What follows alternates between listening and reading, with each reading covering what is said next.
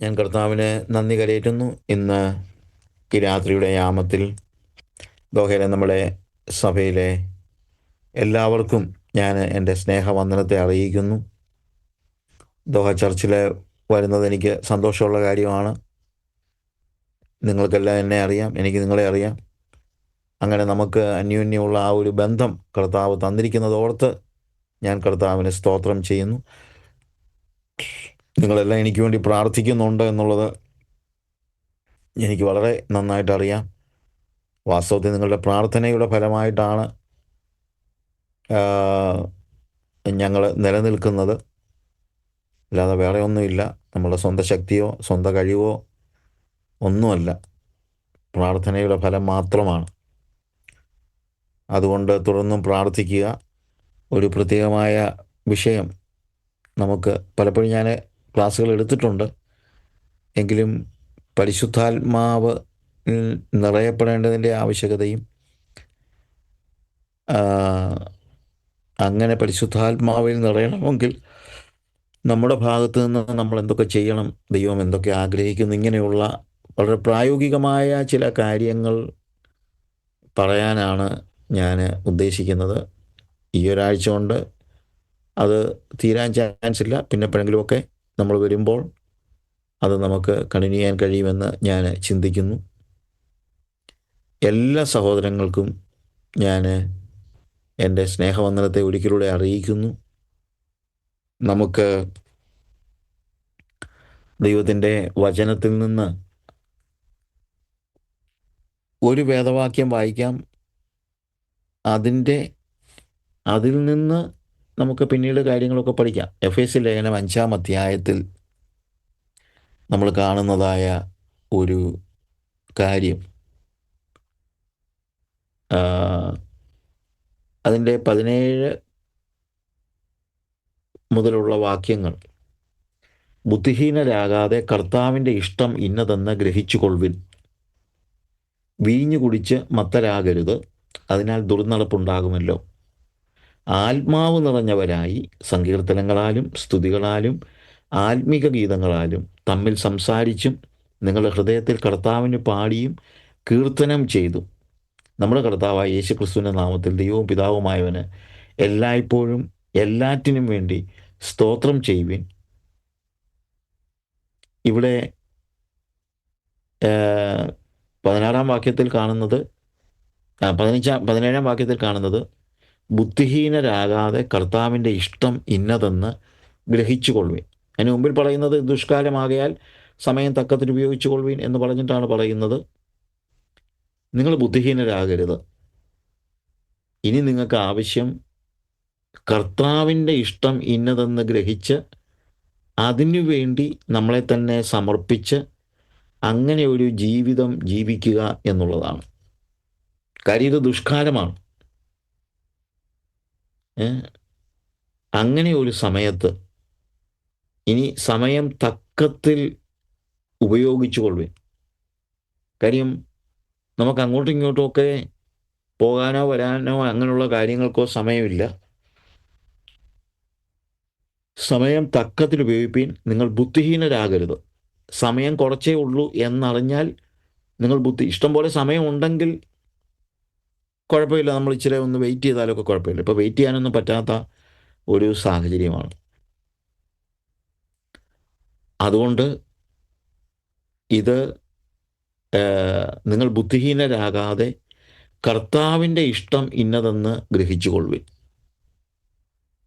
ബുദ്ധിയുള്ളവൻ കർത്താവിൻ്റെ ഇഷ്ടം ഇന്നതെന്ന് ഗ്രഹിക്കുവാൻ തന്നെ ഏൽപ്പിക്കും എന്നുള്ളതാണ് നമുക്ക് മനസ്സിലാക്കാൻ കഴിയുന്നത്. കാരണം മറ്റൊരു ജീവിതം ഒരിക്കലും അഭികാമ്യമായ ഒരു കാര്യമല്ല. കർത്താവിൻ്റെ ഇഷ്ടം വിട്ടു ജീവിക്കുന്ന ഒരു വ്യക്തിക്ക് ശരിക്കും പറഞ്ഞു കഴിഞ്ഞാൽ ആ ദൈവിക പാതയിൽ അവന് ജീവിക്കാൻ കഴിയില്ല. അവിടെ നമ്മൾ മനസ്സിലാക്കേണ്ട ഒരു പ്രധാനപ്പെട്ട കാര്യമെന്ന് പറയുന്നത്, യേശു കർത്താവ് പ്രാർത്ഥിക്കാൻ പഠിപ്പിച്ചപ്പോൾ പോലും പറയുന്നത്, സ്വർഗസ്ഥനായ ഞങ്ങളുടെ പിതാവേ, നിന്റെ നാമം മഹിമപ്പെടട്ടെ.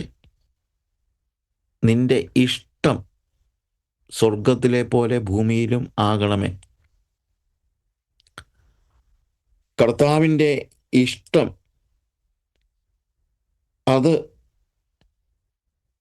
അതിനെക്കുറിച്ചുള്ള എപ്പോഴും അത് നമ്മൾ ചോദിച്ചുകൊണ്ടിരിക്കണം. കർത്താവേ, what is your will in my life, in the life of my family, the life of my church?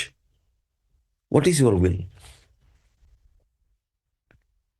Basically അതിനെക്കുറിച്ച് ഞാൻ ഒത്തിരി പറയുന്നില്ല. പക്ഷേ ഞാൻ പറഞ്ഞല്ലോ, കർത്താവ് പ്രാർത്ഥിക്കാൻ പഠിപ്പിച്ചപ്പോൾ പോലും ഏറ്റവും പ്രധാനമായിട്ട് പറയുന്നത് നിന്റെ ഇഷ്ടം സ്വർഗത്തിലെ പോലെ ഭൂമിയിലുമാകണമേ. ഇതിൽ കർത്താവിൻ്റെ ഇഷ്ടം ഞാൻ അറിയുന്ന അതെങ്ങനെയാണ്, അല്ലെങ്കിൽ എന്നെക്കുറിച്ചുള്ള ഇഷ്ടം എന്താണ്, അത് നിങ്ങൾ ഗ്രഹിക്കണം. ദൈവത്തിന് നമ്മെക്കുറിച്ചുള്ള ഇഷ്ടം എന്താണെന്നുള്ളത് നമ്മൾ ഗ്രഹിക്കേണ്ടത് വളരെ അത്യാവശ്യമാണ്. അത് ചോദിക്കണം, അതറിയണം. അടിസ്ഥാനപരമായി ഇവിടെ വിശ്വാസികളോട് കർത്താവ് പറയുകയാണ്, നിങ്ങൾ സമയം തക്കത്തിൽ എഫേസ്യ ലേഖനത്തിൽ പൗലോസ് പറയുകയാണ്, സമയം തക്കത്തിൽ ഉപയോഗിച്ചുകൊള്ളുവിൻ, ബുദ്ധിഹീനരാകാതെ കർത്താവിൻ്റെ ഇഷ്ടം ഇന്നതെന്ന് ഗ്രഹിച്ചുകൊള്ളുവിൻ. എന്നിട്ട് പറയുകയാണ്, വീഞ്ഞു കുടിച്ച് മത്തരാകരുത്, അതിനാൽ ദുർനടപ്പുണ്ടാകുമല്ലോ. ആത്മാവ് നിറഞ്ഞവരായി സങ്കീർത്തനങ്ങളാലും സ്തുതികളാലും ആത്മീക ഗീതങ്ങളാലും തമ്മിൽ സംസാരിച്ചും നിങ്ങളുടെ ഹൃദയത്തിൽ കർത്താവിന് പാടിയും കീർത്തനം ചെയ്തും നമ്മുടെ കർത്താവായ യേശുക്രിസ്തുവിൻ്റെ നാമത്തിൽ ദൈവവും പിതാവുമായവന് എല്ലായ്പ്പോഴും എല്ലാറ്റിനും സ്തോത്രം ചെയ്തു കൊള്ളുവിൻ. അപ്പോൾ എന്താണ് കർത്താവിൻ്റെ ഇഷ്ടം എന്ന് ചോദിച്ചാൽ, ഒന്നാമത് പറയാണ്, വീഞ്ഞു കുടിച്ച് മത്തനാകുന്നതല്ല കർത്താവിൻ്റെ ഇഷ്ടം. നമ്മൾ വീഞ്ഞൊന്നും കുടിക്കാൻ പോകുന്നില്ല. വേറെ രീതിയിൽ പറഞ്ഞു കഴിഞ്ഞാൽ, അടിച്ചു പൊളിച്ച് ഇവിടുത്തെ ഭൂമിയിലെ ജീവിതം ജീവിക്കുന്നത്. വീഞ്ഞു കുടിക്കുന്നവൻ്റെ പ്രത്യേകത തന്നെ, അവന് ലഹരി പിടിക്കാൻ അവൻ വീഞ്ഞു കുടിക്കുന്നതെന്ന് വെച്ച് കഴിഞ്ഞാൽ, അവന് ശരിക്കും പറഞ്ഞു കഴിഞ്ഞാൽ ഒന്ന് ആലോചിച്ച് നോക്കിയാൽ, മദ്യപിക്കുന്നവൻ പറയുന്നത്, എനിക്ക് എൻ്റെ ചിന്തകളിൽ നിന്നും മനസ്സിൽ നിന്നും എല്ലാം ഒരു ചില നേരത്തേക്കൊരു വിടുതൽ വേണം, ബോധം വേണ്ട, കുറച്ച് നേരത്തേക്ക് എനിക്ക് ബോധം വേണ്ട. അപ്പോൾ വീഞ്ഞു കുടിച്ച് ബോധം കെട്ട്, അതിനാൽ ദുർനടപ്പുണ്ടാകുമല്ലോ. പിന്നെ ബോധമില്ല, ഏതാണ് ശരി ഏതാണ് തെറ്റ് എന്നുള്ളതിനെക്കുറിച്ചുള്ള യാതൊരു രീതിയിലുള്ള ചിന്തയുമില്ല. എന്നാൽ അവിടെ പറയുകയാണ്, നിങ്ങൾ വീഞ്ഞു കുടിച്ച് മത്തരാകരുത്, അതിനാൽ ദുർനടപ്പുണ്ടാകുമല്ലോ. പിന്നെ എന്ത് ചെയ്യണം?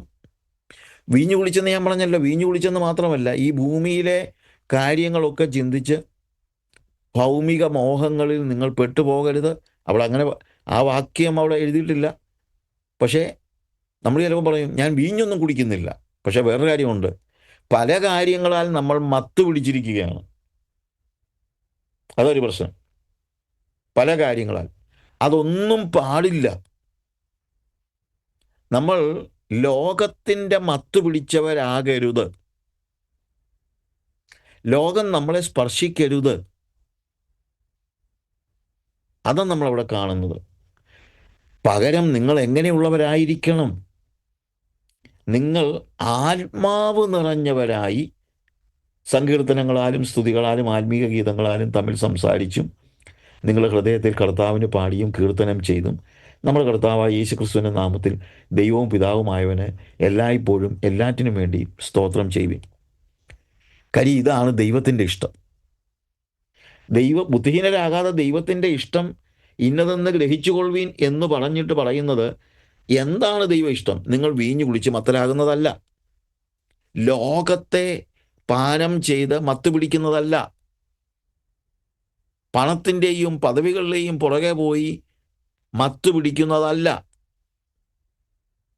ഒന്നും കൊണ്ടും നിങ്ങൾ മത്ത് പിടിക്കരുത്. നിങ്ങൾ സുബോധമുള്ളവരായിരിക്കണം.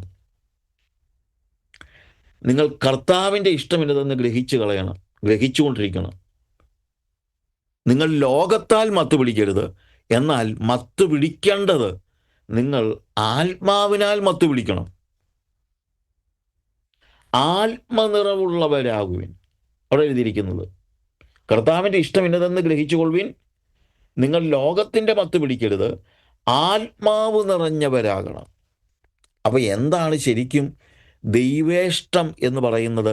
നമ്മെക്കുറിച്ചുള്ള ദൈവേഷ്ടം നമ്മൾ ആത്മാവ് നിറഞ്ഞവരാകണം എന്നുള്ളതാണ്. ഭൂമിയിൽ നമ്മൾ ജീവിക്കുമ്പോൾ നമ്മൾ ആത്മാവ് നിറഞ്ഞവരാകണം. ആത്മാവ് നിറഞ്ഞവർ, ലോകം നിറഞ്ഞവരല്ല, ആത്മാവ് നിറഞ്ഞവർ. ദൈവത്തിൻ്റെ ആത്മാവിനാൽ നയിക്കപ്പെടുന്നവരായിരിക്കണം, അത് നിറഞ്ഞവരായിരിക്കണം. അതാണ് ദൈവത്തിന് നമ്മെക്കുറിച്ചുള്ള ഇഷ്ടം എന്ന് പറയുന്നത്. ഇന്ന് നമ്മളിനി ദൈവേഷ്ടം ഓരോ ചെറിയ കാര്യങ്ങളിൽ നമ്മൾ അന്വേഷിക്കണം, അത് വേറെ കാര്യം. പക്ഷെ അടിസ്ഥാനപരമായി ഒരു വിശ്വാസിയെ സംബന്ധിച്ചിടത്തോളം, ഒരു ദൈവഭക്തനെ സംബന്ധിച്ചിടത്തോളം, അവൻ ലോകത്താൽ മത്തു പിടിക്കാതെ എപ്പോഴും ആത്മാവ് നിറഞ്ഞവനായിരിക്കണം എന്നാണ് ദൈവത്തിൻ്റെ ആഗ്രഹം. ഇവിടെ ഇരിക്കുന്ന ഓരോരുത്തരോടും ഞാൻ പറയട്ടെ, ദൈവത്തിൻ്റെ ആഗ്രഹം അതാണ്. നമ്മൾ ആത്മാവിനാൽ മത്തു പിടിച്ചവരായിരിക്കണം. ആത്മാവിനാൽ. നോക്കുക, അവിടെ ആത്മാവിനാൽ ഈ നിറഞ്ഞവരാ. പുതിയ നിയമത്തിലുടനീളം ആത്മാവ് നിറഞ്ഞവർ എന്ന് പറഞ്ഞ് തന്നെ ഒത്തിരി പേരെ കുറിച്ച് പറയുന്നുണ്ട്. ആത്മാവ് നിറഞ്ഞവർ. വേദപുസ്തകത്തിൻ്റെ തുടക്കത്തിൽ, അല്ലെങ്കിൽ പുതിയ നിയമത്തിൻ്റെ തുടക്കത്തിൽ തന്നെ നമ്മൾ യേശുവിൻ്റെ ജനനത്തിന് മുമ്പ് പരിശുദ്ധാത്മാവ് പെന്തക്കോസ്ത് നാളിൽ വന്ന് അവരുടെ മേൽ ആവസിച്ചു. അതല്ല, യേശു കർത്താവിൻ്റെ ജനനത്തിന് മുമ്പ് തന്നെ നമ്മൾ കാണുന്ന യേശു കർത്താവുമായി ബന്ധപ്പെട്ട രണ്ട് സ്ത്രീകൾ. ഒന്ന് മറിയ, യേശുവിൻ്റെ അമ്മ മറിയ. ഒന്ന് യേശുവിൻ്റെ അമ്മ മറിയയുടെ ചാർച്ചക്കാരത്തിയായ എലിസബത്ത്. ഇവർ രണ്ടുപേരും ഈ പറഞ്ഞതുപോലെ പെന്തക്കോസ്തിൻ്റെ ആത്മാരി പെയ്യുന്ന പെന്തക്കോസ്ത് നാളിൽ, അതിൻ്റെ കാര്യമല്ല ഞാൻ പറയുന്നത്. അതിനു മുമ്പ് തന്നെ ഇവർ ആത്മാവ് നിറഞ്ഞവരായിരുന്നു. ഞാൻ ആ ഭാഗം വായിക്കാം. അങ്ങനെ ആത്മാവുണ്ടായിരുന്നതായ മറിയയും പെന്തക്കോസ്ത് നാളിൽ പിന്നെയും ആത്മാവ് നിറഞ്ഞവളായി. അപ്പോൾ ആത്മനിറവ് ഒരു പ്രധാനപ്പെട്ട കാര്യമാണ്. കർത്താവ് കാത്തിരിക്കാൻ പറഞ്ഞതുപോലും ആത്മനിറവിന് വേണ്ടിയാണ്. അപ്പോസ്തലപ്രവൃത്തി 1:8 എന്നാൽ പരിശുദ്ധാത്മാവ് നിങ്ങളുടെ മേൽ വരും. അതിൻ്റെ മുകളിൽ കർത്താവ് തന്നെ പറയാണ്, നിങ്ങൾ കാത്തിരിക്കണം, പിതാവിൻ്റെ വാഗ്ദത്തത്തിനായി കാത്തിരിക്കണം.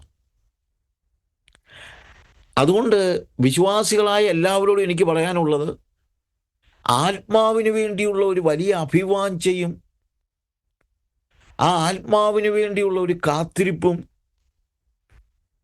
അത് നമ്മുടെ എല്ലാം ജീവിതത്തിൽ ബാക്കി എല്ലാത്തിനെയും മറികടക്കുന്നതായിരിക്കണം. ലൗകികമായ അനുഗ്രഹങ്ങളോ മോഹങ്ങൾ മറ്റുള്ള കാര്യങ്ങളോ ഒന്നുമല്ല, പണമല്ല, പദവികളല്ല. എൻ്റെ കൺസേൺ മുഴുവൻ എനിക്ക് ആത്മനിറവ് വേണം. കാര്യം അതാണ് ദൈവ ഇഷ്ടം എന്ന് പറയുന്നത്. ലൂക്കോസിൻ്റെ സുവിശേഷം, അവിടെ നമ്മൾ 1-ാം അധ്യായത്തിൽ മറിയയുടെ അടുക്കൽ ദൂതൻ വന്ന് സംസാരിക്കുന്ന ഭാഗം പറയുമ്പോൾ, വാക്യങ്ങളെല്ലാം നമ്മൾ വായിക്കുന്നില്ല. 1-ാം അധ്യായത്തിൻ്റെ 35-ാമത്തെ വാക്യത്തിൽ അതിന് മറിയ ദൂതനോട് ചോദിക്കുകയാണ്. മറിയോട് ദൂതൻ പറഞ്ഞു, നീ ഗർഭം ധരിച്ച് ഒരു മകനെ പ്രസവിക്കും. 31-ാം വാക്യത്തിൽ അവൻ യേശു എന്ന് പേർ വിളിക്കണം, അവൻ വലിയവനാകും. മറിയ അന്ന് കല്യാണം പോലും കഴിച്ചിട്ടില്ല, ഒരു പുരുഷൻ്റെയും കൂടെ ഉറങ്ങിയിട്ടില്ല. അങ്ങനെ കന്യകയായ മറിയത്തോടെ പറയുന്നത്, നീ ഒരു മകനെ പ്രസവിക്കും. മറിയ ദൂതനോട് ചോദിക്കുകയാണ്, ഞാൻ പുരുഷനെ അറിയാമെങ്കിൽ ഇതെങ്ങനെ സംഭവിക്കും? അതിന് ദൂതൻ പറയുന്നത്, പരിശുദ്ധാത്മാവ് നിന്റെ മേൽ വരും, അത്യുന്നതൻ്റെ ശക്തി നിന്റെ മേൽ നിഴലിടും. പരിശുദ്ധാത്മാവ് നിന്റെ മേൽ വരും. പെന്തക്കോസ്ത് നാളിൽ ആത്മാവ് ഇറങ്ങി വന്നു, പരിശുദ്ധാത്മാവ് വ്യക്തിയായിട്ട് ഇറങ്ങി വന്നു. എന്നാൽ അതിനു മുമ്പും ആത്മാവിനാൽ സ്പർശിക്കപ്പെടുന്ന അനേകരുണ്ട്. മറിയ ആത്മാവിനാൽ സ്പർശിക്കപ്പെട്ട് പരിശുദ്ധാത്മാവ് നിന്റെ മേൽ വരും, അത്യുന്നത ശക്തി നിന്റെ മേൽ നിഴലിടും, നീ ഗർഭം ധരിച്ചൊരു മകനെ പ്രസവിക്കും. അത് യേശുവിൻ്റെ അമ്മ മറിയോട് പറയുമ്പോൾ, താഴോട്ട് നമ്മൾ വായിക്കുമ്പോൾ എലിസബത്തിൻ്റെ അടുക്കൽ മറിയ ചെല്ലുന്ന കാര്യം നമ്മൾ കാണാം. കാരണം ദൂതൻ പറഞ്ഞു, നീ ഒരു മകനെ പ്രസവിക്കും, പരിശുദ്ധാത്മാവാ, നീ പേടിക്കൊന്നും വേണ്ട, നീ പുരുഷനെ അറിഞ്ഞില്ല എന്ന് പറഞ്ഞ് വിഷമിക്കണ്ട, ഇത് പുരുഷൻ്റെ അല്ല, പുരുഷൻ്റെ ഇഷ്ടത്താൽ വന്ന പൈതലല്ല ഇത് പരിശുദ്ധാത്മാവ് നിന്റെ മേൽ നിഴലിട്ടതാണ്. അപ്പോൾ മറിയ 38-ാം വാക്യത്തിൽ അതിന് മറിയ, ഇതാ ഞാൻ കർത്താവിൻ്റെ ദാസി, നിന്റെ വാക്കുപോലെ എനിക്ക് ഭവിക്കട്ടെ എന്ന് പറഞ്ഞു. അതിനുശേഷം മറിയ എഴുന്നേറ്റ് മലനാട്ടിൽ യഹൂദിയ പട്ടണത്തിൽ ബന്ധപ്പെട്ട് ചെന്നു സെഖര്യാവിൻ്റെ വീട്ടിലെത്തി എലിസബത്തിനെ വന്ദിച്ചു. അവിടെ ഈ 41-ാം വാക്യത്തിൽ മറിയയുടെ വന്ദനം എലിസബത്ത് കേട്ടപ്പോൾ പിള്ളേ അവളുടെ ഗർഭത്തിൽ തുള്ളി. എലിസബത്ത് പരിശുദ്ധാത്മാവ് നിറഞ്ഞവളായി ഉച്ചത്തിൽ വിളിച്ചു പറഞ്ഞത്. പുതിയ നിയമത്തിലെ ആദ്യത്തെ 2 സ്ത്രീകൾ മറിയയും എലിസബത്തും. ഒരാളുടെ മേൽ പരിശുദ്ധാത്മാവ് എഴുന്നള്ളി വന്നു, മറ്റേയാളുടെ മേൽ അവിടെ എഴുതിയിരിക്കുന്നത് പരിശുദ്ധാത്മാവ് നിറഞ്ഞവളായി സംസാരിക്കുന്നതാണ് നമ്മളവിടെ കാണുന്നത്. അതിനുശേഷം ആത്മാവ് നിറഞ്ഞവരായ അനേകരെക്കുറിച്ച് നമ്മൾ കാണുന്നുണ്ട്. അപ്പോസ്തലന്മാരുടെ മേലൊക്കെ പരിശുദ്ധാത്മാവ് വന്ന കാര്യങ്ങളൊക്കെ നമുക്കറിയാം. ഈ ആത്മാവ് വന്നാൽ, നമ്മൾ എഫേസ്യ ലേഖനത്തിൽ വായിച്ച വേദഭാഗം നമ്മൾ അതിലേക്ക് വീണ്ടും വന്നാൽ അവിടെ നമ്മൾ കാണുന്നതായ ഒരു പ്രധാനപ്പെട്ട കാര്യം 5-ാം അധ്യായത്തിൽ അതിൻ്റെ 18 മുതലുള്ള വാക്യങ്ങൾ വായിക്കുമ്പോൾ അവിടെ എഴുതിയിരിക്കുന്നത്, വീഞ്ഞു കുടിച്ച് മത്തരാകരുത്, അതിനാൽ ദുർനടപ്പുണ്ടാകുമല്ലോ. ആത്മാവ് നിറഞ്ഞു വന്നാൽ പിന്നെ നമ്മുടെ ജീവിതത്തിൽ ഉള്ളത് സങ്കീർത്തനങ്ങൾ, സ്തുതികൾ. അതാണ് എഴുതിയിരിക്കുന്നത്. സങ്കീർത്തനങ്ങളാലും സ്തുതികളാലും ആത്മീക ഗീതങ്ങളാലും തമ്മിൽ സംസാരിച്ചും നിങ്ങളുടെ ഹൃദയത്തിൽ കർത്താവിന് പാടിയും കീർത്തനം ചെയ്തും നമ്മുടെ കർത്താവായ യേശുക്രിസ്തുവിൻ്റെ നാമത്തിൽ ദൈവവും പിതാവുമായവൻ എല്ലായ്പ്പോഴും എല്ലാറ്റിനും വേണ്ടി സ്തോത്രം ചെയ്തു കൊള്ളുവിൻ. അപ്പോൾ ആത്മാവ് നിറഞ്ഞാൽ പിന്നെ സ്തുതിയാണ്. പരിശുദ്ധാത്മാവിനാലുള്ള ഇൻഫില്ലിങ്, അതിൻ്റെ അടയാളം എന്താണെന്ന് ചോദിച്ചാൽ നല്ലൊരു ശതമാനം ആളുകളും പറയും അന്യഭാഷയാണെന്നൊക്കെ. ഓക്കെ, അതൊക്കെ നടക്കട്ടെ. പക്ഷേ ആത്മാവ് നിറഞ്ഞാൽ നമുക്ക് വലിയൊരു രൂപാന്തരം ആത്മാവിലുണ്ടാകും. അവിടെ എഴുതിയിരിക്കുന്നത് ആത്മാവ് നിറഞ്ഞവരായി സങ്കീർത്തനങ്ങളാൽ, എന്നിട്ട് എഴുതുന്നത് സ്തുതികളാൽ, ആത്മീക ഗീതങ്ങളാൽ, നോക്കുക, തമ്മിൽ സംസാരിച്ചും. പിന്നെ സ്തുതിയാണ്. അതായത് ഹൃദയത്തിൻ്റെ ഉള്ളിൽ ആത്മാവ് നിറഞ്ഞാൽ ഒരു സംഗീതമുണ്ട്. ആത്മാവ് നിറഞ്ഞവരായി സങ്കീർത്തനങ്ങളാലും സ്തുതികളാലും, വാക്കുകൾ തന്നെ സങ്കീർത്തനമാണ്. സങ്കീർത്തനം എന്ന് പറയുമ്പോൾ 150 സങ്കീർത്തനം നമുക്ക് ലഭിച്ചിട്ടുണ്ട്. അതൊക്കെ ദൈവ ഭൃത്യന്മാർ, പഴയ നിയമത്തിലുള്ള ദൈവ മക്കൾ, അവർ ആത്മാവ് നിറഞ്ഞവരായി എഴുതിയതാണ് ആ സങ്കീർത്തനങ്ങളൊക്കെ.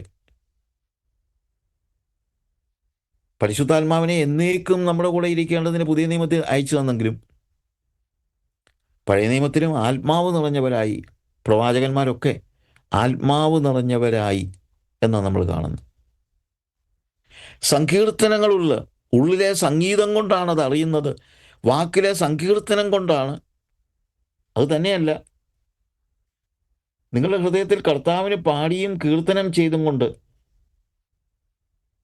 നമ്മുടെ കർത്താവായ യേശുക്രിസ്തുവിൻ്റെ നാമത്തിൽ ദൈവവും പിതാവുമായവൻ എല്ലായ്പ്പോഴും എല്ലാറ്റിനും വേണ്ടി സ്തോത്രം ചെയ്തുകൊണ്ട് we are giving thanks for everything.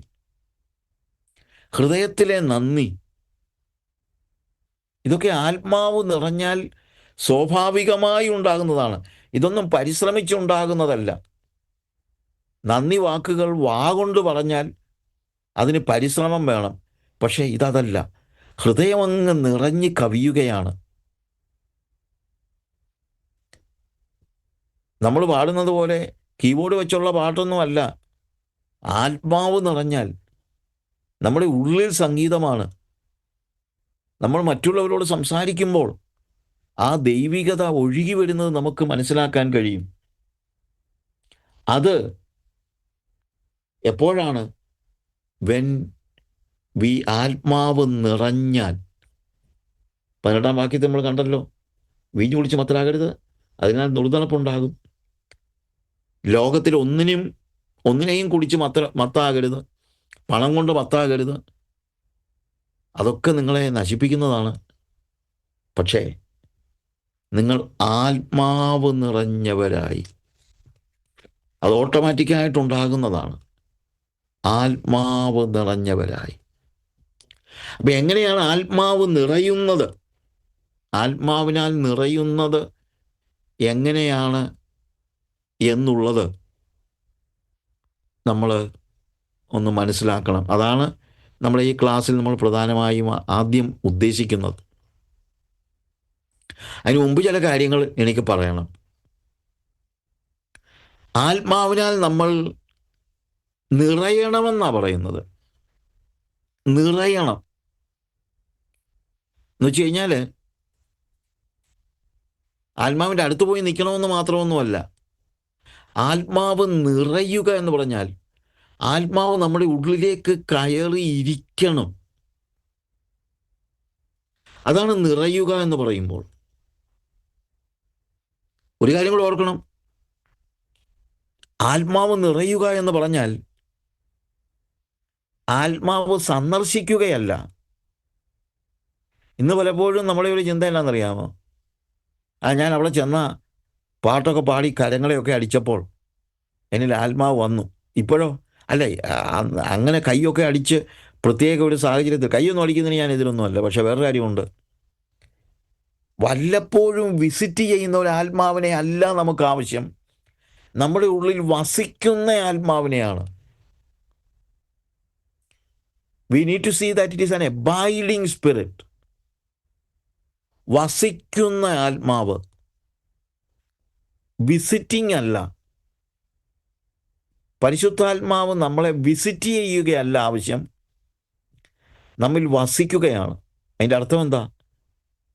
യോഗത്തിനിരുന്ന് ഒരു എക്സ്റ്റസി ഉണ്ടാകുമ്പോൾ മാത്രം ഉണ്ടാകുന്നതല്ല പരിശുദ്ധാത്മാവ്. അത് കഴിയുമ്പോൾ ഇല്ലാതെയാകുന്നതല്ല. ഈ ആത്മാവ് നമ്മുടെ കൂടെ ഇങ്ങി പോരുകയാണ്. യോഗത്തിൽ നിന്ന് പാട്ടൊക്കെ പാടിക്കൂ, എക്സ്റ്റസിക്കും ഞാൻ അത്ര വലിയ എതിരൊന്നുമല്ല. പക്ഷെ വേറൊരു കാര്യമുണ്ട്, ഈ എക്സ്റ്റസി കൊണ്ട് കാര്യങ്ങൾ സമ്പൂർണമായും ദൈവഹിതത്തിനനുസരിച്ച് മുന്നോട്ട് പോകത്തൊന്നുമില്ല. അത് നടക്കണമെങ്കിൽ, നമ്മുടെ ജീവിതം ആത്മനിയന്ത്രിതമാകണമെങ്കിൽ ആ ആത്മാവ് നമ്മുടെ ഉള്ളിൽ വസിക്കുന്നത് അത്യാവശ്യമാണ്. ആത്മാവ് ഉള്ളിൽ വസിക്കുക, എബൈഡിങ് സ്പിരിറ്റ്, അതാണ് നമ്മൾ പ്രാർത്ഥിക്കുന്നത്. കർത്താവേ, എൻ്റെ ഉള്ളിൽ വന്ന് വാസം ചെയ്യണമേ, ശുദ്ധാത്മാവെ വന്നെന്നുള്ളിൽ വാസം ചെയ്യണമേ എന്ന് നമ്മൾ പാട്ട് പാടാറുണ്ട്. യെസ്. അപ്പോൾ നമ്മൾ നടക്കുമ്പോഴും, നമ്മൾ ഓഫീസിൽ പോകുമ്പോഴും, നമ്മൾ ബസ്സിൽ കയറുമ്പോഴും, നമ്മൾ വണ്ടി ഓടിക്കുമ്പോഴും, നമ്മൾ ഭക്ഷണം കഴിക്കുമ്പോഴും എല്ലാം ആത്മാവ് നമുക്കൊരു യാഥാർത്ഥ്യമാകണമെങ്കിൽ ആത്മാവ് നമ്മിൽ വസിക്കുന്ന അവസ്ഥ ഉണ്ടാകണം. ആ ആത്മാവ് ഒരു വ്യക്തിയായിട്ട് നമ്മുടെ ഉള്ളിൽ വസിക്കുകയാണ്. ആ ഹോളി സ്പിരിറ്റ് ഒരു വ്യക്തിയാണ്. അതാണ് നമ്മൾ അറിയേണ്ടത്. അല്ലാതെ ഒരു ശക്തി മാത്രമല്ല. ആത്മാവിന് ശക്തിയുണ്ട്, പക്ഷേ ഒരു ശക്തിയായിട്ടല്ല ആത്മാവിനെ നമ്മൾ തിരിച്ചറിയേണ്ടത്, വ്യക്തിയായിട്ടാണ്. A person. അതാ പുതിയ നിയമത്തിൽ നമുക്കുള്ള ഏറ്റവും വലിയ ഗുണം എന്ന് പറയുന്നത്. ഒരു വ്യക്തിയായി നമ്മുടെ ഉള്ളിലേക്ക് ഇറങ്ങി വരുന്ന പരിശുദ്ധാത്മാവിനെ കർത്താവ് പരിചയപ്പെടുത്തിയത്. അത് ഞാൻ പറയാം. പക്ഷേ പലപ്പോഴും ആളുകൾ പഴയ നിയമത്തിലൊക്കെ എന്ന് പറഞ്ഞു കഴിഞ്ഞാൽ ശക്തി എന്ന നിലയിലാണ് പഴയ നിയമത്തിലെ പ്രവാചകന്മാരോടൊക്കെ കർത്താവ് ആത്മാവ് ഇടപെട്ടിട്ടുണ്ട്. എങ്കിലും പഴയ നിയമത്തിൽ ചില വ്യക്തികൾ ആത്മാവ് അവരുടെ മേൽ വന്നതും ചില ശക്തി പ്രകടനങ്ങൾ നടത്താൻ എന്ന നിലയിൽ, ആ ശക്തി പ്രകടനങ്ങൾ നടത്തുന്നതൊക്കെ ചിലപ്പോൾ നടന്നിരിക്കും, പക്ഷേ അതവരെ രൂപാന്തരപ്പെടുത്തുന്നില്ല എന്നുള്ളതാണ് ഒരു യാഥാർത്ഥ്യം. അതിനൊരു ശരിയായ ഉദാഹരണമാണ് ശിംശോൻ്റെ ഉദാഹരണം. ശിംശോൻ്റെ ചരിത്രം നമ്മൾ ന്യായാധിപന്മാരുടെ പുസ്തകം അതിൻ്റെ 13-ാം അധ്യായം വായിക്കുമ്പോൾ, അവിടെ തൊട്ട് വായിക്കുമ്പോൾ നമുക്കറിയാമല്ലോ.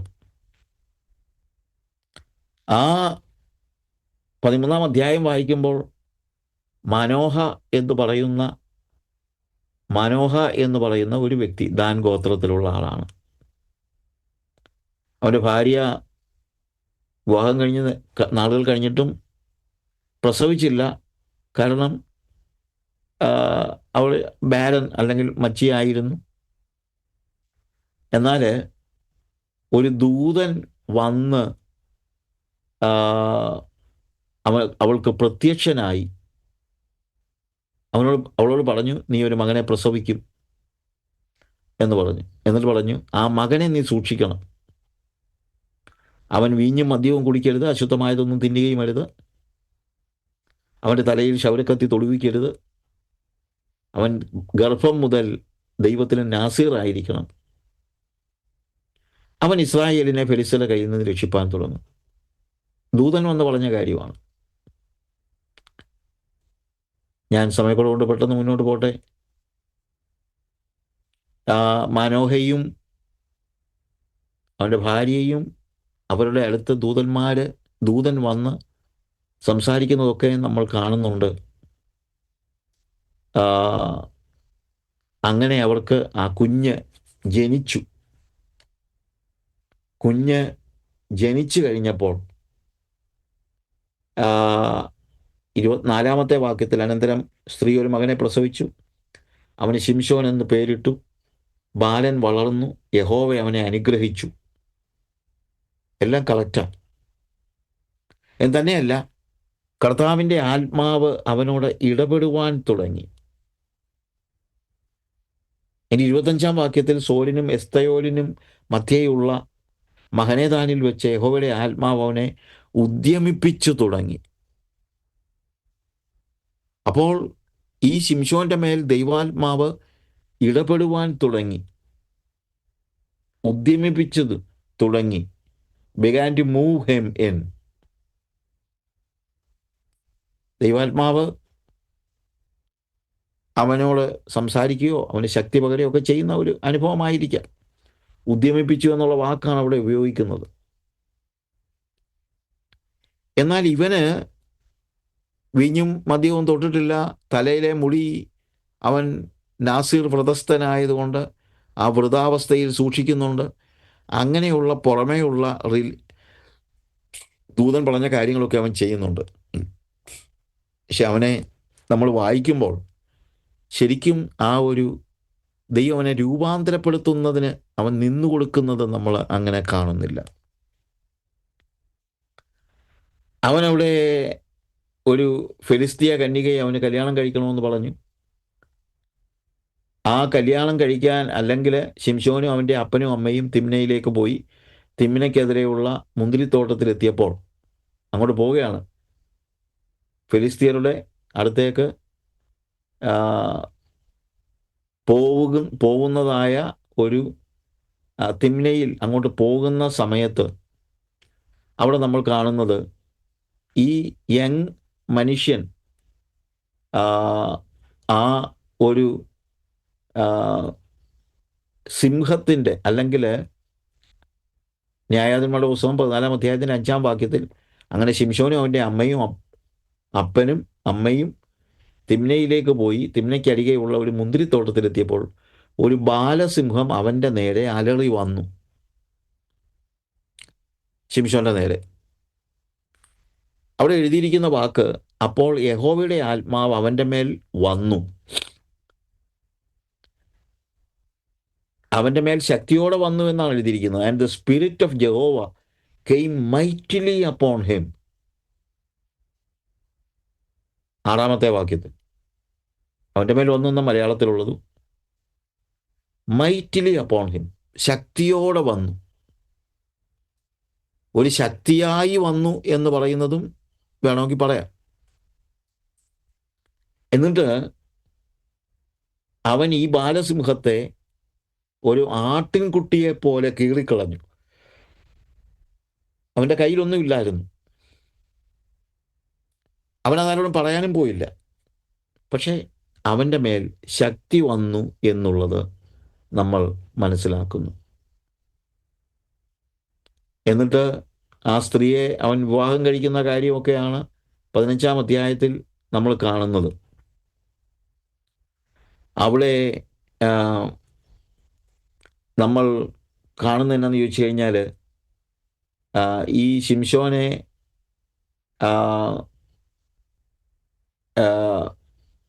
അവൻ്റെ ഭാര്യയെ, അത് സ്റ്റോറി നിങ്ങൾ വായിച്ച് മനസ്സിലാക്കിയാൽ മതി. അവൻ്റെ ഭാര്യയെ മറ്റൊരാൾക്ക്, അല്ലെങ്കിൽ അവൻ വിവാഹ നിശ്ചയം കഴിഞ്ഞ് തിരിച്ചു പോയിട്ട് തിരിച്ചു വന്നപ്പോഴത്തേക്ക് ഭാര്യയെ മറ്റൊരാൾക്ക് കൊടുത്തു. അത് എന്തുകൊണ്ടാണെന്നൊക്കെ ചോദിക്കുമ്പോൾ പറയുന്നുണ്ട്, നിന്നെ കണ്ടില്ല, അതുകൊണ്ട് ഞങ്ങൾ അങ്ങനെ ചെയ്തെന്നുള്ളതേ ഉള്ളൂ. 8 വാക്യത്തിൽ 15:8 അവനവരെ കഠിനമായി അടിച്ച് തുളയും നടുവും തകർത്ത് കളഞ്ഞു. എന്നിട്ട് ഫെലിസ്ത്യർ വന്നിട്ട് അവനെ പിടിച്ചുകൊണ്ട് പോകാനായിട്ട് 3000 പേര്, യഹൂദയിൽ നിന്ന് 3000 പേർ ഏദോം പാറയുടെ ഗഹുരത്തിൽ ചെന്ന് ശിംശോനോട് വന്ന് ചോദിക്കുകയാണ്. ശിംശോനോട് ചോദിക്കുക, നീ എന്തിനാ ഇങ്ങനെയൊക്കെ ചെയ്തത്? അവർ കണ്ടില്ലേ നിന്നെ പിടിച്ചുകൊണ്ട് പോകാനായിട്ട് വന്നിരിക്കുകയാണ്, അതുകൊണ്ട് നിന്നെ പിടിച്ചു കെട്ടി ഞങ്ങൾ അവനെ ഏൽപ്പിച്ചു കൊടുക്കുകയാണ്, ഫെലിസ്ത്യർക്ക് ഏൽപ്പിച്ചു കൊടുക്കുകയാണ്. ശിംശോൻ പറഞ്ഞു, നിങ്ങൾ പിടിച്ചുകൊണ്ട് പോക്കോ, എനിക്ക് കുഴപ്പമൊന്നുമില്ല, നിങ്ങൾ എന്നെ ഒന്നും ചെയ്യുക. അപ്പോൾ 14 വാക്യത്തിൽ അവൻ ലേഹിയിലെത്തിയപ്പോൾ ഫെലിസ്ത്യർ അവനെ കണ്ടിട്ട് ആർത്തു, കെട്ടപ്പെട്ടവനായി വന്ന് നിൽക്കുകയാണ്. അപ്പോൾ എല്ലാവരും ഫെലിസ്ത്യരെ ചിന്തിച്ചു, ഇപ്പോൾ ഇവനെ ശരിയാക്കാം എന്ന് ചിന്തിച്ചു. എന്നാൽ 14 വാക്യത്തിൽ അവൻ ലേഹിയിലെത്തിയപ്പോൾ ഫെലിസ്ത്യർ അവനെ കണ്ടിട്ട് ആർത്തു, അപ്പോൾ യഹോവയുടെ ആത്മാവ് അവൻ്റെ മേൽ വന്നു, അവൻ്റെ കൈ കെട്ടിയിരുന്ന കയർ തീ കൊണ്ടൊരു കരിഞ്ഞ ചണനൂൽ പോലെ ആയി, അവൻ്റെ ബന്ധനങ്ങൾ കൈയുടെ മേലിൽ നിന്ന് മാറിപ്പോയി. എന്നിട്ട് ഒരു കഴുതയുടെ പച്ചത്താടിയെല്ല് കണ്ട് അവൻ അതെടുത്ത് 1000 പേരെ കൊന്നുകളഞ്ഞു. അപ്പം യഹോവയുടെ ആത്മാവ് വന്നപ്പോൾ അവൻ്റെ മേൽ ശക്തി വരുന്നതാണ് നമ്മൾ കാണുന്നത്. ശക്തി, ഭയങ്കര ശക്തി പ്രകടനം അവൻ കണ്ടു എന്നുള്ളതാണ് നമ്മൾ കാണുന്നത്.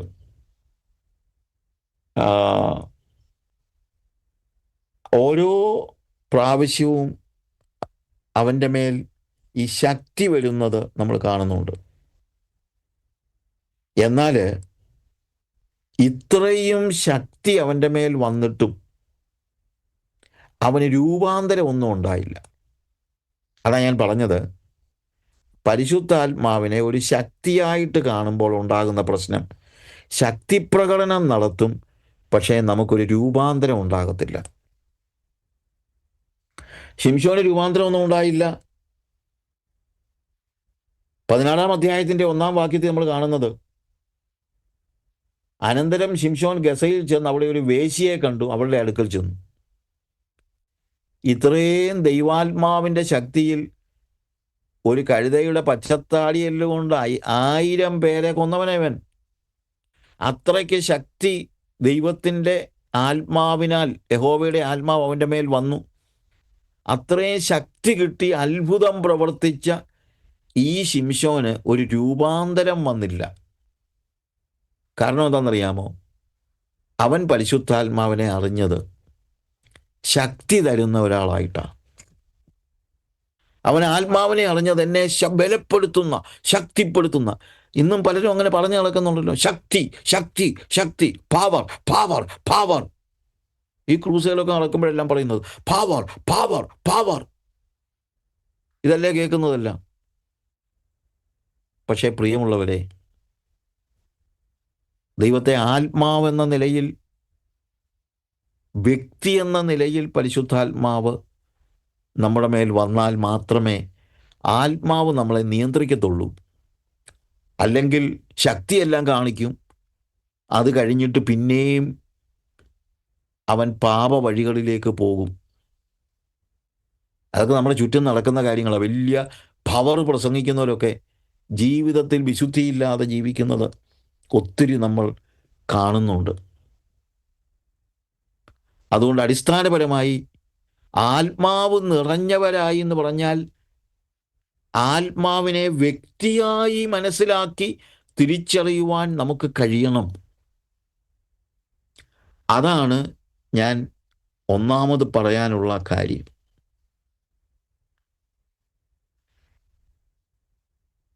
നമ്മൾ ന്യായാധിപന്മാരുടെ പുസ്തകത്തിൽ 13-ാം അധ്യായത്തിലും 14-ാം അധ്യായത്തിലും 15-ാം അധ്യായത്തിലും ഒക്കെ നമ്മൾ യഹോവയുടെ ആത്മാവ് ശിംശോന്റെ മേൽ വരുന്ന കാര്യമൊക്കെ പറഞ്ഞിട്ടുണ്ടെങ്കിലും അവിടെയൊക്കെ ശക്തി പ്രകടിപ്പിക്കുമ്പോഴും എഴുതിയിട്ടുണ്ട്, and the spirit of God, spirit of യഹോവ കെയിം മൈറ്റിലി അപ്പോൺ സാംസൺ. ശിംശോന്റെ മേൽ ദൈവത്തിൻ്റെ ആത്മാവ് ശക്തിയോടെ വന്നു എന്ന് എഴുതിയിട്ടുണ്ട്.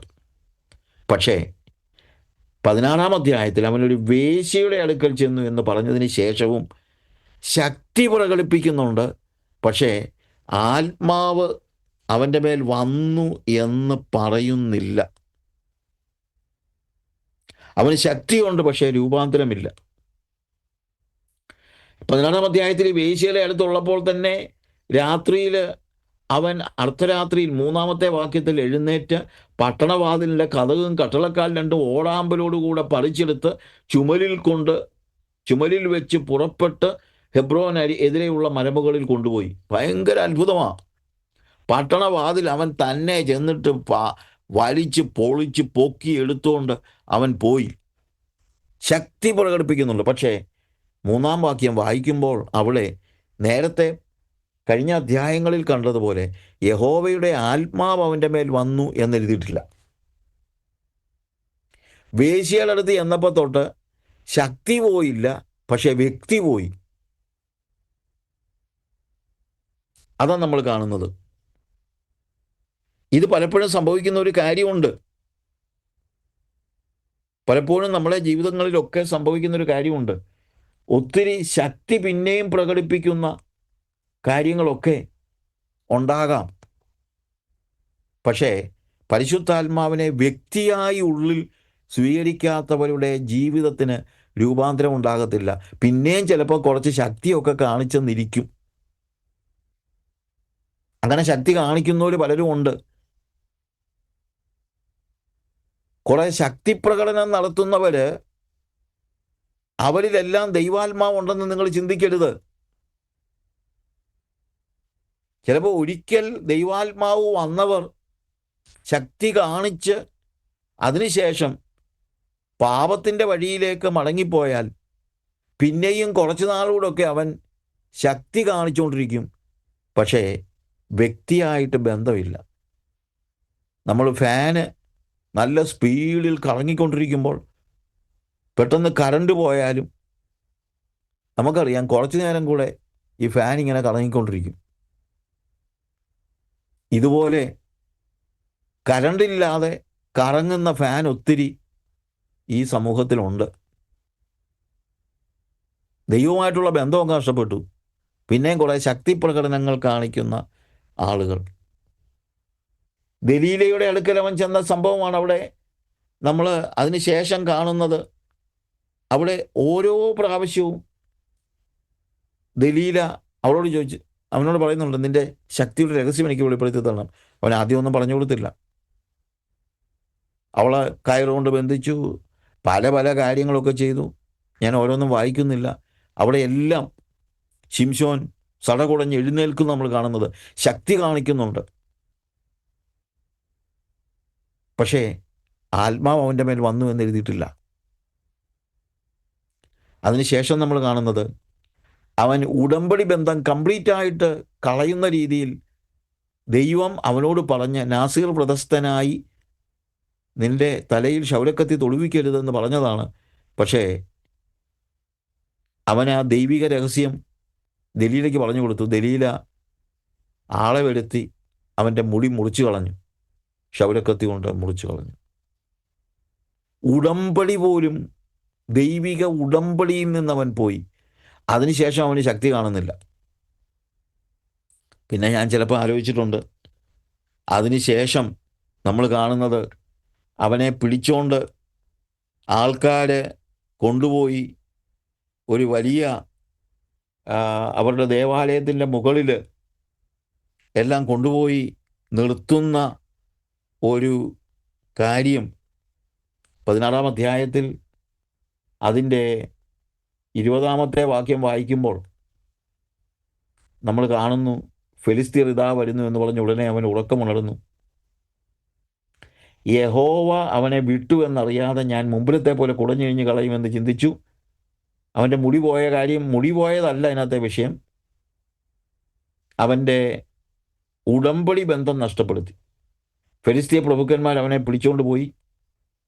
എന്നിട്ട് അവനെ അവരുടെ ക്ഷേത്രത്തിൻ്റെ മുകളിൽ കൊണ്ടുപോയി അവൻ്റെ അതിനുശേഷം അവൻ അവരുടെ മുമ്പിൽ അവൻ ഇങ്ങനെ കളിച്ചുകൊണ്ടൊക്കെ ഇരിക്കുകയാണ്. എന്നിട്ട് ഏറ്റവും ഒടുവിൽ അവൻ ദൈവത്തോട് ഒരു ചെറിയ അപേക്ഷ നടത്തുന്നുണ്ട് 28-ാം വാക്യത്തിൽ. അപ്പോൾ ശിംശോൻ യഹോവയോട് പ്രാർത്ഥിച്ചു. 16-28 കർത്താവായ യഹോവേ, എന്നെ ഓർക്കണമേ. ദൈവമേ, ഞാൻ എൻ്റെ 2 കണ്ണിനും വേണ്ടി ഫെലിസ്ത്യരോട് പ്രതികാരം ചെയ്യേണ്ടതിന് ഈ ഒരു പ്രാവശ്യം മാത്രം എനിക്ക് ശക്തി നൽകണമേ എന്ന് പറഞ്ഞു. നോക്ക്, ഇത്രയും നാളും ആത്മാവെന്ന് പറഞ്ഞാൽ അവന് ശക്തിയായിരുന്നു. ഇപ്പോൾ മരിക്കാറായപ്പോഴും അവൻ പറയുന്നത് എനിക്ക് ശക്തി പകരണമേ എന്നാണ്. കാരണം അവൻ ആത്മാവിനെ അറിയുന്നത് ശക്തിയായിട്ടാണ് എന്നുള്ളതാണ്. പ്രിയമുള്ളവരെ, പരിശുദ്ധാത്മാവിനെ കുറിച്ച് പറയുമ്പോഴെല്ലാം ഇന്ന് ടി വിയിലും മറ്റുള്ളിടത്തും എല്ലാം നിങ്ങൾ കേൾക്കുന്ന പവർ പവർ പവർ പവർ എന്ന് പറഞ്ഞ് നടക്കുന്ന പാർട്ടികൾ ആത്മാവിനെ വ്യക്തി എന്ന നിലയിൽ നിങ്ങൾക്ക് മനസ്സിലാക്കി തന്നിട്ടുണ്ടോ? നമ്മൾ മനസ്സിലാക്കണം, പരിശുദ്ധാത്മാവ് ഒരു വ്യക്തിയാണ് എന്നത് നിങ്ങൾ തിരിച്ചറിയണം. അത് കർത്താവ് തന്നെ പരിശുദ്ധാത്മാവിൻ്റെ വരവിനെക്കുറിച്ച് പറയുമ്പോൾ യോഹന്നാൻ്റെ സുവിശേഷത്തിൽ അതിൻ്റെ 14-ാം അധ്യായത്തിൽ വളരെ കൃത്യമായിട്ട് ആത്മാവിനെക്കുറിച്ച് പറയുമ്പോൾ ശക്തി എന്ന നിലയിലല്ല, വ്യക്തി എന്ന നിലയിലാണ് കർത്താവ് പറയുന്നത്. 16-ഉം 17-ഉം വാക്യത്തിൽ കർത്താവ് പറയുകയാണ്, എന്നാൽ ഞാൻ പിതാവിനോട് ചോദിക്കും, അവൻ സത്യത്തിൻ്റെ ആത്മാവെന്ന മറ്റൊരു കാര്യസ്ഥനെ എന്നേക്കും നിങ്ങളോടുകൂടെ ഇരിക്കേണ്ടതിന് നിങ്ങൾക്ക് തരും. ലോകം അവനെ, അതിനെയല്ല, ചിലർ പരിശുദ്ധാത്മാവിനെ ഒരു വ്യക്തി എന്ന നിലയിലല്ല, എന്തോ ഒരു സംഭവം പോലെ അത് എന്നൊക്കെ പറയാറുണ്ട്. അതിനെയല്ല, അവനെ, അവൻ സത്യത്തിൻ്റെ ആത്മാവെന്ന മറ്റൊരു കാര്യസ്ഥനെ എന്നേക്കും നിങ്ങളോട് കൂടെ ഇരിക്കലെന്ന് അയച്ചു തരും. ലോകം അവനെ കാണുകയോ അറിയുകയോ ചെയ്യായികയാൽ. Holy spirit is a person, ഒരു വ്യക്തിയാണ്. അവർക്ക് അവരെ ലയിപ്പാൻ കഴിയില്ല. എന്നാൽ നിങ്ങളോ, അവൻ നിങ്ങളോട് കൂടെ വസിക്കുകയും നിങ്ങളിൽ ഇരിക്കുകയും ചെയ്യുന്നത് കൊണ്ട് അവനെ അറിയുന്നു. അപ്പോൾ ഹോളി സ്പിരിറ്റ് ഒരു വ്യക്തിയാകുമ്പോൾ പുറമേ നിന്ന് ശക്തി തരുന്ന ഒരാളല്ല പരിശുദ്ധാത്മാവ്. പ്രത്യുത നമ്മുടെ ഉള്ളിൽ കയറിയിരിക്കുന്ന, അവിടെ എഴുതിയിരിക്കുന്നത് നിങ്ങളിലിരിക്കുകയും അവൻ നിങ്ങളോട് കൂടെ വസിക്കുകയും he will be with you and shall be in you. നമ്മുടെ കൂടെ നടക്കുകയും നമ്മുടെ ഉള്ളിലിരിക്കുകയും ചെയ്യുന്ന പരിശുദ്ധാത്മാവ്. പ്രിയമുള്ളവരെ, ഒരു വ്യക്തി എന്ന നിലയിൽ പരിശുദ്ധാത്മാവുമായിട്ട് നമുക്ക് ബന്ധമുണ്ടോ? ശക്തിയായിട്ടല്ല, വ്യക്തിയായിട്ട്. അപ്പോസ്തലന്മാർക്കൊക്കെ പരിശുദ്ധാത്മാവിനൊരു വ്യക്തി എന്ന നിലയിൽ, അന്ത്യോക്യ സഭയെക്കുറിച്ച് പറയുമ്പോൾ ആത്മാവ് അവരെ പറഞ്ഞയച്ചിട്ട്, ആത്മാവ് പറഞ്ഞു, ആത്മാവ് സംസാരിച്ചു. ശക്തിയല്ല, വ്യക്തിയായിട്ട് നമ്മളെ നയിക്കുകയും നടത്തുകയും ചെയ്യുന്ന കർത്താവ് പരിശുദ്ധാത്മാവിനെ നൽകുമ്പോൾ തന്നെ പറയുന്നത്, ഇത്രയും നാൾ ഞാൻ നിങ്ങളുടെ കൂടെ ഉണ്ടായിരുന്നു, ഞാൻ നിങ്ങളോട് കൂടെ നടന്നു, നിങ്ങളോട് സംസാരിച്ചു. അതാണ് വ്യക്തി. യേശു ഒരു വ്യക്തിയാണ്. നമുക്ക് ദൈവം തന്ന ഒന്നാമത്തെ വ്യക്തി യേശുവാണ്. ആ വ്യക്തിയായിട്ട് യേശു നമ്മുടെ കൂടെ നടന്ന് നമ്മളെ നിയന്ത്രിച്ച് നമ്മുടെ ജീവിതത്തെ മാറ്റിമറിച്ച വ്യക്തിയാണ് യേശു. ശിഷ്യന്മാരോട് കൂടെ നടന്നു. എന്നിട്ട് കർത്താവ് പറയാണ്, ഞാൻ പോവുകയാണ്, പക്ഷെ നിങ്ങൾ പേടിക്കണ്ട, ഞാൻ നിങ്ങളെ അനാഥരായി വിടുകയില്ല. ഞാൻ പോയാൽ കാര്യസ്ഥൻ നിങ്ങളുടെ അടുക്കൽ വരും. അവൻ വന്ന് അവൻ നിങ്ങളോട് കൂടെ ഇരിക്കും. അവൻ നിങ്ങളോട് കൂടെ വസിക്കുകയും നിങ്ങളിൽ ഇരിക്കുകയും ചെയ്യുന്നതുകൊണ്ട്, വ്യക്തിയായതുകൊണ്ട് അവൻ കൂടെ നടക്കുകയാണ്, അവൻ നമ്മുടെ ഉള്ളിലിരിക്കുകയാണ്. He's A person. ഇന്നെനിക്ക് പറയാനുള്ള കാര്യം അതാണ്. യേശുവിനെ ഒരു വ്യക്തി എന്ന നിലയിൽ നമ്മൾ മനസ്സിലാക്കണം. അതുപോലെ പരിശുദ്ധാത്മാവിനെ ഒരു വ്യക്തി എന്ന നിലയിൽ നമ്മൾ അറിയണം. ആ വ്യക്തി നമ്മളോട് സംസാരിക്കണം, നമ്മളെ രൂപാന്തരപ്പെടുത്തണം. ആത്മാവ് നിറഞ്ഞവരായി, അതാണ് നമ്മൾ വായിച്ച വാക്യം. ആത്മാവ് നിറഞ്ഞവരായി എന്ന് പറയുമ്പോൾ കുറച്ച് ശക്തിയല്ല, വ്യക്തി. അത് നിങ്ങൾ ആ രീതിയിൽ പരിശുദ്ധാത്മാവിനെ ഉൾക്കൊള്ളണം. അങ്ങനെ വരുമ്പോൾ ആത്മാവ് നിങ്ങളെ നിയന്ത്രിക്കാൻ തുടങ്ങും. പിന്നെ നിങ്ങൾക്ക് ആത്മാവ് നിങ്ങളുടെ കൂടെ നടക്കുക. ആത്മാവ് കൂടെ നടന്നു കഴിഞ്ഞാൽ പിന്നെ ആത്മാവിന് ഇഷ്ടമുള്ളതേ ഞാൻ ചെയ്യത്തുള്ളൂ, നാച്ചുറലി. കാര്യം എനിക്ക് ആത്മാവിനോട് ഭയങ്കര പരിശുദ്ധാത്മാവെന്ന് പറഞ്ഞു കഴിഞ്ഞാൽ പിന്നെ എനിക്ക് ഇരിക്കാൻ പറ്റത്തില്ല, അതുപോലെ സ്നേഹമാണ് എനിക്ക്. അപ്പോൾ ആ ആത്മാവിനെ വിഷമിപ്പിക്കുന്ന ഒന്നും ഞാൻ ചെയ്യത്തില്ല. ഞാനതിന് ഒരു ഉദാഹരണമായിട്ട് പറയാറുണ്ട്. ഞാൻ കൊച്ചിയിൽ ഞാൻ ജേർണലിസം പഠിച്ചുകൊണ്ടിരുന്നപ്പോൾ എനിക്ക് ക്ലാസ് എടുത്തത് അവിടുത്തെ എല്ലാ പത്രങ്ങളിലെയും എഡിറ്റേഴ്സ്, അവരൊക്കെ ആയിരുന്നു ഞങ്ങളുടെ പ്രൊഫസേഴ്സ് എന്ന് പറഞ്ഞത്. മലയാള മനോരമയിലെ ചൊവ്വൂർ കൃഷ്ണൻകുട്ടി സാറ്, മാതൃഭൂമിയിലെ സുകുമാരൻ പൊറ്റക്കാട്, ഇന്ത്യൻ എക്സ്പ്രസ്സിലെ വിജയൻ സാറ്, അങ്ങനെ പത്രങ്ങളിലെ എല്ലാം ലീഡിങ് എഡിറ്റേഴ്സ് ആയിരുന്നു ഞങ്ങളുടെ പ്രൊഫസേഴ്സ്. പിന്നെ ഈ ജേർണലിസം ക്ലാസ്സിലൊക്കെ ഒരു ടീച്ചറും സ്റ്റുഡൻറ്റും എന്ന പോലെ ഒരു അകൽച്ചയൊന്നുമില്ല. ഞങ്ങൾ ഭയങ്കര ക്ലോസ് ആയിരുന്നു, പക്ഷെ ഭയങ്കര ബഹുമാനമാണ്. ചൊവ്വൂർ കൃഷ്ണൻകുട്ടി സാറിനോടൊക്കെ എനിക്ക് ഭയങ്കര ബഹുമാനം ഇപ്പോഴും ഉണ്ട്. അദ്ദേഹം മരിച്ചുപോയി, അതല്ല ഞാൻ പറഞ്ഞത്, ആ ബന്ധം.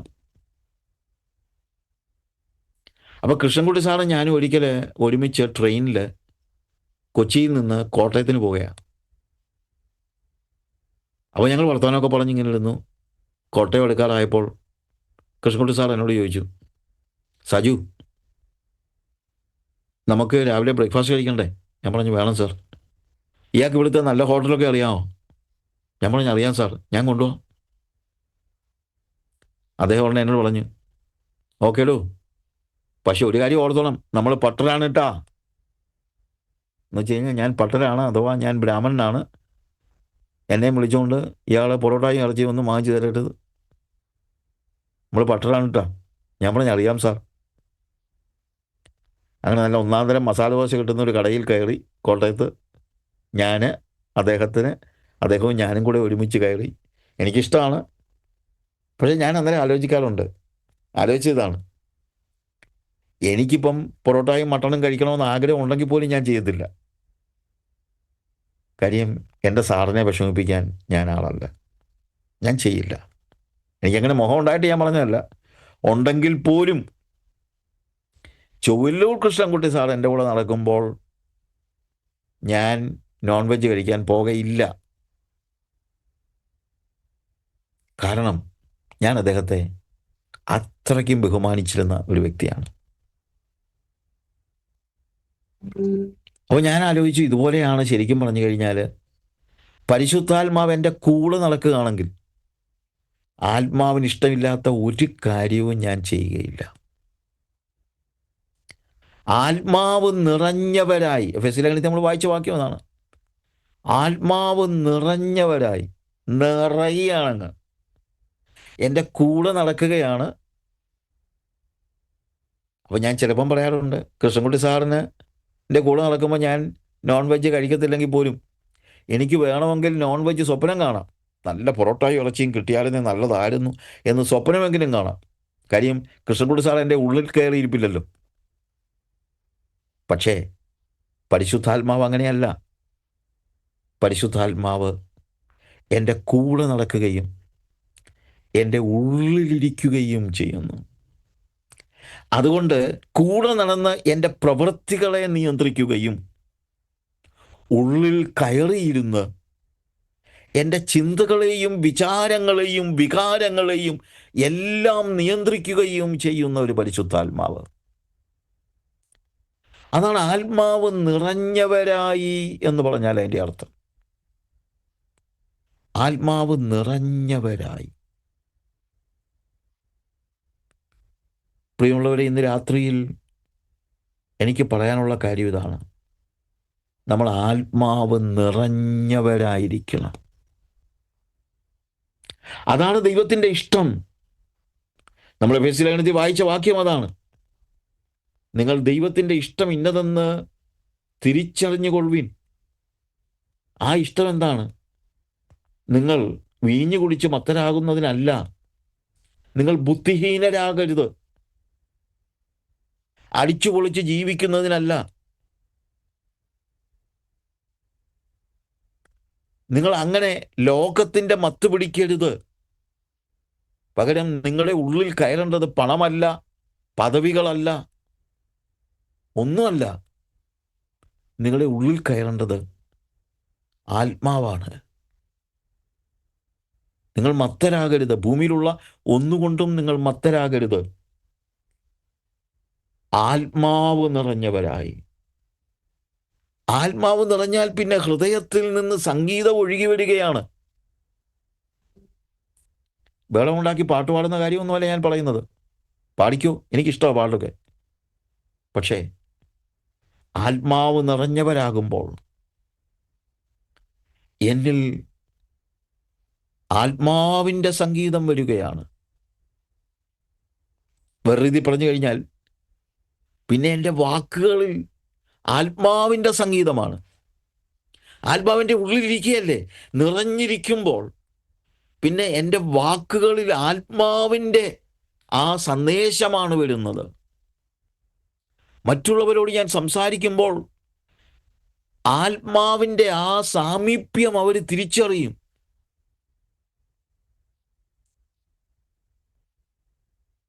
ആത്മാവ് നിറഞ്ഞവരായി സങ്കീർത്തനങ്ങളാലും സ്തുതികളാലും ആത്മിക ഗീതങ്ങളാലും തമ്മിൽ സംസാരിച്ചും എൻ്റെ സംസാരത്തിലൊക്കെ എൻ്റെ ഉള്ളിൽ വസിക്കുന്ന ആത്മാവിൻ്റെ ചിന്തകൾ ഞാൻ പോലും അറിയാതെ കടന്നു വരും.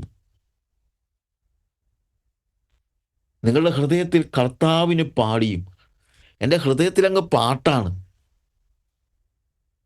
വായിൽ മാത്രമല്ല പാട്ട്, ഹൃദയത്തിൽ, എൻ്റെ ഹൃദയത്തിൻ്റെ ഉള്ളിൽ സംഗീതമാണ്. കാരണം എന്നിൽ ആത്മാവ് നിറഞ്ഞിരിക്കുന്നു. ആത്മീക ഗീതങ്ങളാൽ തമ്മിൽ സംസാരിച്ചും ഹൃദയത്തിൽ കർത്താവിന് പാടിയും കീർത്തനം ചെയ്തും നമ്മുടെ കർത്താവായ യേശുക്രിസ്തുവിൻ്റെ നാമത്തിൽ ദൈവവും പിതാവുമായവന് എല്ലായ്പ്പോഴും എല്ലാറ്റിനും വേണ്ടി നന്ദി പറയുകയും സ്തോത്രം ചെയ്തു കൊള്ളുകയും. എനിക്ക് നന്ദിയാണ്. കാര്യം ആത്മാവ് എനിക്ക് കാശ് തന്നതൊന്നുമല്ല. ദൈവം എനിക്ക് ജീവിക്കാനുള്ളതൊക്കെ കർത്താവ് തരുന്നുണ്ട്, അതൊക്കെ ഉണ്ട്. പക്ഷേ ഞാൻ എപ്പോഴും നന്ദി പറയുന്നത് എനിക്ക് ആത്മാവിനെ തന്നതിന്, ആത്മാവിനെ അറിയുന്നതിന്. ഇന്ന് രാത്രിയിൽ ഞാൻ പറയട്ടെ പ്രിയമുള്ളവരെ, അങ്ങനെ ഒരു ആത്മാവിൻ്റെ സംഗീതം നമ്മുടെ ഉള്ളിലുള്ളതാണ്. അവൻ കൂടെ നടക്കണം, ഉള്ളിലിരിക്കണം. കൂടെ നടക്കുമ്പോൾ അവൻ നമ്മുടെ പ്രവൃത്തികളെ നിയന്ത്രിക്കുന്നു. പക്ഷെ ഉള്ളിലവൻ കയറിയിരിക്കുമ്പോൾ എൻ്റെ ചിന്തകളെയും എൻ്റെ വികാരങ്ങളെയും എല്ലാം അവിടുന്ന് നിയന്ത്രിക്കുകയാണ്. ആത്മാവുമായി ഇങ്ങനെയുള്ള ഒരു സൗഹൃദം അത് നമ്മുടെ എല്ലാ വിശ്വാസികൾക്കും ഉണ്ടാകണം. അതിന് എന്തെങ്കിലും രീതിയിലൊരു തടസ്സം നിങ്ങൾക്കുണ്ടെങ്കിൽ ഇന്ന് കർത്താവിനോട് പറ, കർത്താവേ, എനിക്ക് ആത്മാവ് നിറഞ്ഞവനാകണം. ഇനി ഒരിക്കൽ ഞാൻ ആത്മാവ് നിറയേണ്ടതിന് നമ്മൾ ചെയ്യേണ്ട കാര്യങ്ങളൊക്കെ പറയാം, അതിനുള്ള സമയമനുസരിച്ച്. പക്ഷെ ഇന്ന് എനിക്ക് നിങ്ങളോട് പറയാനുള്ളത്, ഹൃദയത്തിൻ്റെ ആഴത്തിൽ നിന്നൊന്ന് പ്രാർത്ഥിക്കുക. കർത്താവേ, നിൻ്റെ ആത്മാവിനാൽ എന്നെ നിറയ്ക്കണമേ, എൻ്റെ കൂടെ നടക്കണമേ, എന്നെ നിയന്ത്രിക്കണമേ, എൻ്റെ വാക്കുകളെ നിയന്ത്രിക്കണമേ, എൻ്റെ ചിന്തകളെ നിയന്ത്രിക്കണമേ, എൻ്റെ വികാരങ്ങളെ നിയന്ത്രിക്കണമേ. ദൈവസന്നിധിയിൽ അങ്ങനെ പറയുമെങ്കിൽ നിങ്ങൾ ഇരിക്കുന്ന സ്ഥാനത്ത് കരങ്ങൾ കർത്താവിങ്കിലേക്കൊന്ന് ഉയർത്തി പറ, കർത്താവേ, ആത്മാവിനെ എനിക്ക് നൽകണമേ, എൻ്റെ കൂടെ ആത്മാവ് നടക്കണമേ, എന്നോട് സംസാരിക്കണമേ. ആത്മാവിൽ ഞാൻ പാടി കീർത്തനം ചെയ്ത് ആത്മശക്തിയിൽ എൻ്റെ ജീവിതം രൂപാന്തരപ്പെട്ട് ഒരു വിശുദ്ധ ജീവിതം ജീവിക്കുവാൻ എന്നെ അവിടുന്ന് സഹായിക്കണമേ. ദൈവമായ കർത്താവ് നമ്മെ സഹായിക്കുമാറാകട്ടെ. ആമേൻ. സ്തോത്രം. ആമേൻ.